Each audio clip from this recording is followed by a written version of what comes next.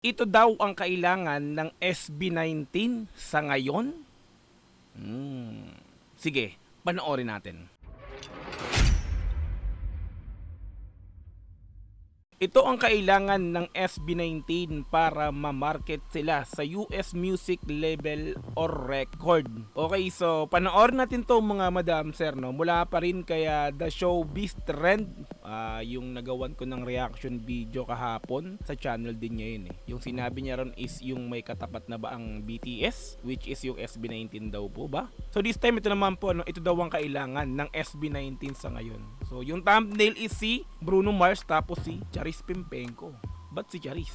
Yung alam ko si Charis, wala na eh. Pagdating sa music industry, parang lubog na kumbaga, no? Pero nasa thumbnail, tapos si Pablo sa gitna, si Poging Pablo.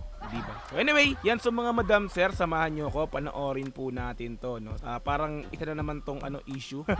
Sa tingin nyo, is ito yung kailangan ng SB19 para daw mas ma-market pa raw sila sa US music label or record. Tingnan natin mga madam sir. Okay, so play natin to.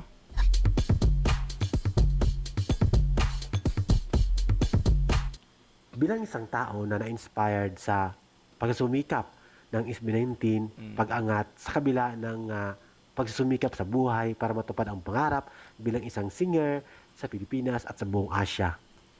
According to our research, mayroon tayong nabasang tanong, medyo common na tanong kung ano ba ang kaibahan ng BTS at SB19, bakit hindi pwedeng abutin ang pangarap din ng SB19 tulad ng BTS na maging sikat, maging top sa buong mundo. So dito kinukumpara lagi yung SB19 sa BTS. So BTS, syempre alam naman natin na ano yan talaga. Kilala yan talaga sa buong mundo nga po pagdating sa larangan ng pop music, no. So yon, ang ano ko lang, bakit kailangan pa, no? Ba't kailangan pa na i-compare yung SB19. May sariling galaw ang SB19 sa ngayon. So alam naman natin yan, talagang kumbaga ano sila eh, sariling sikap para mas makilala sa buong mundo. Actually, para sa akin, kilalang kilala ang SB19. Maging top sa buong mundo. Unang-una, ang kaibahan ng BTS sa SB19, ang BTS ay mayroong kumuha sa kanila na American producer. American music producer, album producer, na kung saan sila ay in-erase bilang isang international artist, hindi lang sa buong Korea, sa Asia, sa Amerika, kundi sa buong mundo. And according to the research of American music label, ang BTS ay isa sa mga pinakamaraming fans na K-pop boy band sa buong mundo at buong Korea. So, dahil pera-pera, yun ang kinuha ng American label producer para ma-release sila as a global music boy band. So, para sa kanya, no, kinuha ang BTS ng American music producer, kaya mas naging makilala, no, sa buong mundo. Yun yung sinasabi niya rito, no. So, ang ano niya is, kung ang SB19 is ganon, yung, I think yung gusto niyang sabihin sa atin is, kung may kukuha nga sa SB19 na ganon, American music producer, is mas mabilis na makikilala ang SB19. So, ganon siguro, no. Pero, sa akin, paunti-unti, kung bagang ginagawa ng SB19, unti-unti kasi talaga sila nakikilala na buong mundo. So talagang hindi na maaawat yan, no? Sa taon-taon, mas dumadami ang mga fans, mas nakakilala sa SB19.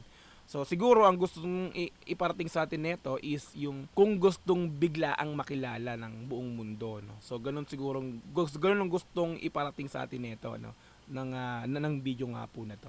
So I think ganun nga. Let's go. American label producer para ma-release sila as a global music boy band in K-pop category.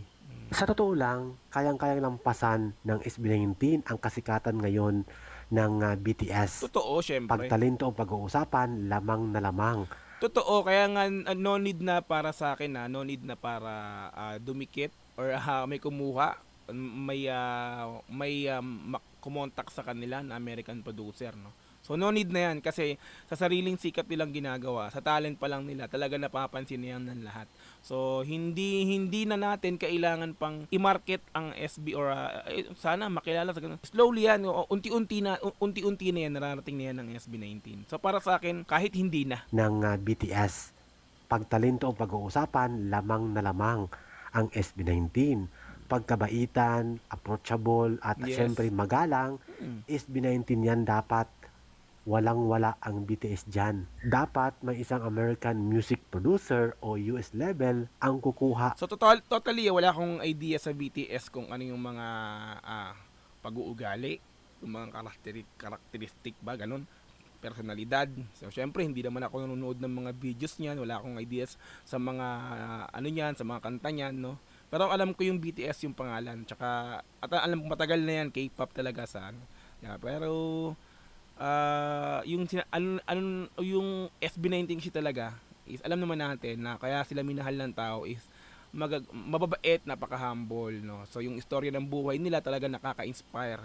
Kaya ganun, no. Kaya para sa akin, doon pa lang sa ganung nilang personality, talagang mas nagugustuhan sila ng mga tao, mas gusto silang kilalanin, mas nagiging idol sila ng mga taong nakakapanood sa kanila, at lalo na yung mga mismong sumubaybay sa simula pa lang sa kanila. Kaya yun, so tuloy-tuloy na yan, no need para sa akin na ano siguro, no. o US label ang kukuha sa SB19 para makaproduce ng album, mai-release sa Amerika at buong mundo. At ang lamang pa ng SB19 sa BTS, marunong mag-English ang Siyempre, SB19. oo naman. Tuloy-tuloy, marunong gumawa ng kanta. Sila mismo na boy band gumagawa ng English Siyempre naman. song. Kaya panawagan dyan sa mga Kaya nga US pag ini-interview sila ng mga, 'di ba, mga foreign na mga, 'di ba, yung mga podcast nila sa mga ng mga foreigner, ng mga tuloy-tuloy ang English, akala mo talaga hindi Pinoy pa nagsalita, 'di ba? Napaka ano ba, parang napadiretso, 'di ba? ng English song. Kaya panawagan dyan sa mga US producer o US label, kunin na ang SB19. At isa dyan si Bruno Mars ang Yan. makakatulong. Yes, si Bruno Mars ang makakatulong. Ang laki na ng pangalan ni Bruno Mars sa US music scene, sa international. Pero para ano, wag na nating ano, no. Hintayin natin na para sa akin lang, para sa akin yung sinasabi ko na to. Hintayin na lang natin na mismong sila yung magkusang lumapit dun sa dito nga po sa mahaliman natin, no. So kumbaga mapapansin naman yan kung tutuusin, kasi yung talent pa lang nito talagang, 'di ba, pang world class talaga, 'di ba? Biruin mo pagka nag-perform yan, imposibleng hindi ka mapahanga niyan pag napanood mo ng live, 'di ba? Ang laki na ng pangalan ni Bruno Mars sa US music scene, sa international American music scene. Ang laki na ng kanyang pangalan. Pwede siya makatulong sa mga Filipino artist katulad ng SB19 dahil marami na rin siyang na-produce na kanta na binigay niya sa mga sikat na singer ngayon like Meghan Trainor, Justin Bieber, Charlie Puth, Beyonce at marami pang iba. Pero mayroon pang isang bagay o advantage ang mga K-pop artist. Sila ay Korean. Alam natin na mas powerful, mas mayaman sila kumpara sa Pilipinas. So mayroon na silang fan base kasi yung Korea ay talagang tinitingala din na mayaman, mga Mas malaking bansa kasi kung tutuusin ang Korea.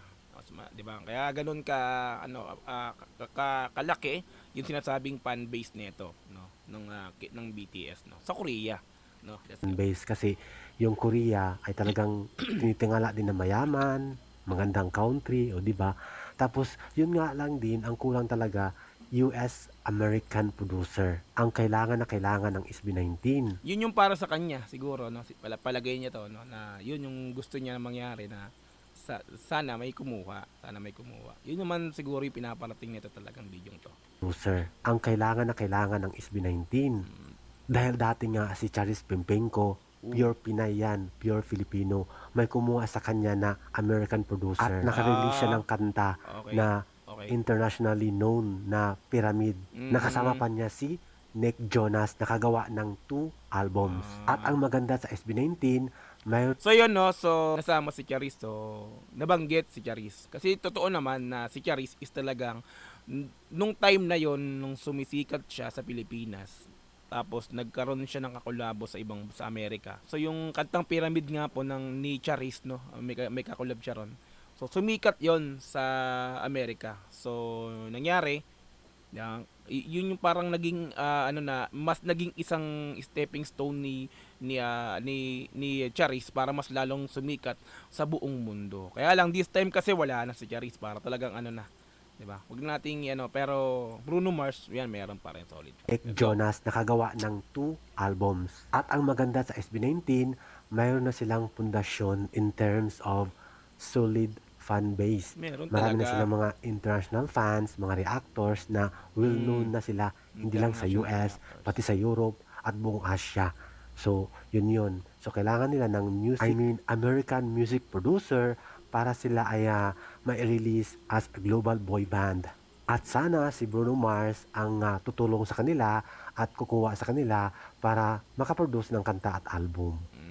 Okay, Ito talaga ang manifesting lagi Bruno kong Mars. iniisip na sana Contact, ay mayroong SB19 kukuhang contact. US producer sa SB19 at gumawa ng kanta at album. O di ba? Yan Pero po imposible no na hindi pa alam ni Bruno Mars na ang SB19 is sumisikat sa buong mundo na ngayon, no. Imposibleng hindi alam ni Bruno Mars 'yon. So siguro may mga hinihintay lang na pagkakataon. So siguro mga ganun, no. Pero para sa akin imposibleng hindi alam ni Bruno Mars na yung performance ng SB19 talagang to the highest level, no. Pag imposibleng hindi niya napapanood to, 'di ba? Imposibleng hindi niya pa nalalaman yung kwento about SB19 kung sino ang SB19, no. Imposible yan. So, yun lang. Tingnan natin. Okay, let's go. producer sa SB19 at gumawa ng kanta at album. O di ba? Yan po si Bruno Mars sana ang kukontak sa SB19.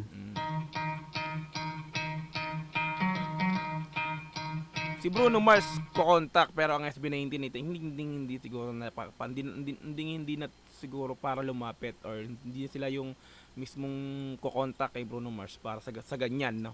Kasi ang SB19 alam naman natin may sariling galaw na yan. So kayang-kaya na nila kung ano man yung kung gusto nilang marating, kung ano mang gagawin nila para mas makilala pa ng makilala sa buong mundo. Yan, so ito lang kailangan ng SB19 para ma-market sila sa US music label or record like natin to.